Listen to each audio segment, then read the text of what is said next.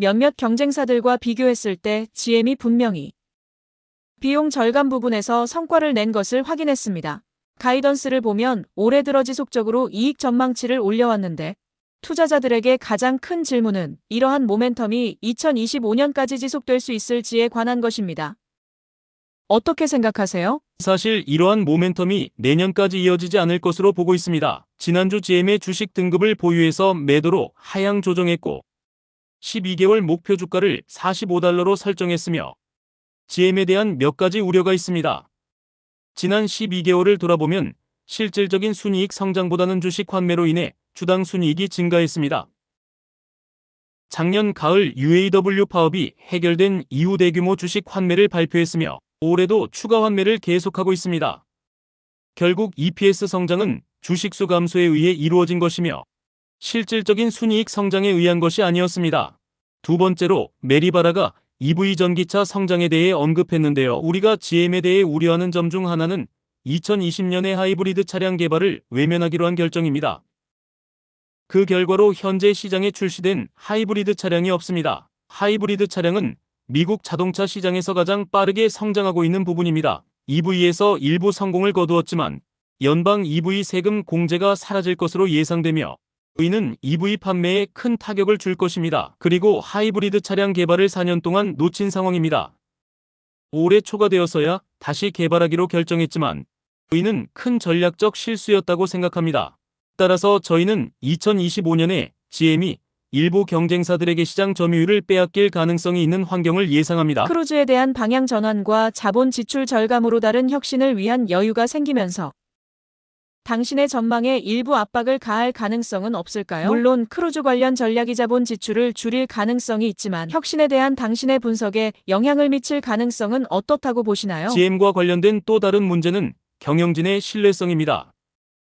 작년만 해도 크루즈 사업이 2030년까지 연간 $500억 달러의 수익을 창출할 수 있을 것이라고 했지만 지난주에 크루즈 로보택시 사업을 중단하기로 결정했습니다. 이처럼 지나치게 낙관적인 예측은 회사 경영진에게 큰 타격이라고 생각합니다. 크루즈에 약 $100억 달러를 투자했지만 이 자본이 낭비되었다고 생각합니다. 결국 로보택시 사업에서 완전히 철수하기로 결정했기 때문이죠. 이 산업에서 주목받는 또 다른 기업은 테슬라인데요. 이번 주에도 된 아이브스와 같이 테슬라에 대한 낙관적인 전망이 나왔으며 새해를 맞아 테슬라가 새로운 시장 가치 마일스톤을 달성할 것이라는 기대가 나오고 있습니다. 당신이 테슬라에 대해 완전히 동의하는 것 같지는 않은데 2025년 테슬라와 관련한 가장 큰 우려사항은 무엇인가요? 저희는 동의하며 주식에 대해 매수 등급을 가지고 있습니다. 보유 등급을 유지하다가 선거 다음날 매수로 상향 조정했습니다. 그 이후로 주가는 한 달 남짓한 기간 동안 거의 90% 상승했습니다. 약 6주 정도 지났는데 주가가 엄청나게 올랐습니다. 이 주가가 자율주행에 대한 규제 환경이 더 완화될 것이라는 기대를 반영하고 있다고 봅니다.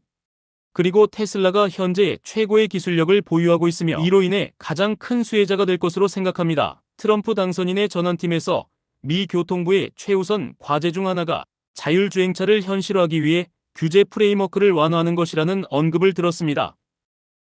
이것이 바로 테슬라의 미래입니다.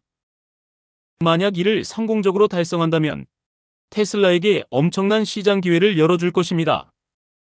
그동안 테슬라는 FSD를 계속 개선해왔습니다.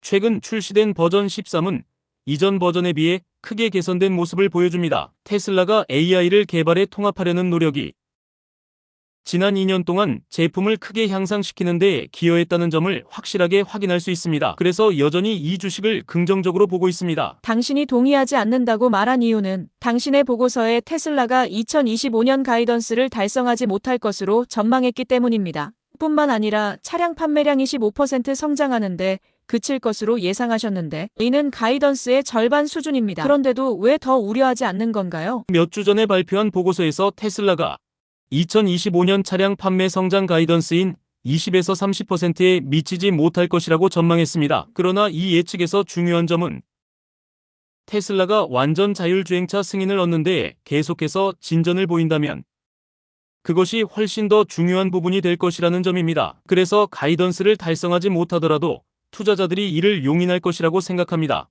과거에도 일론이 회사와 관련해 예측하거나 일정에 대해 너무 낙관적인 태도를 보였던 경우가 많았습니다.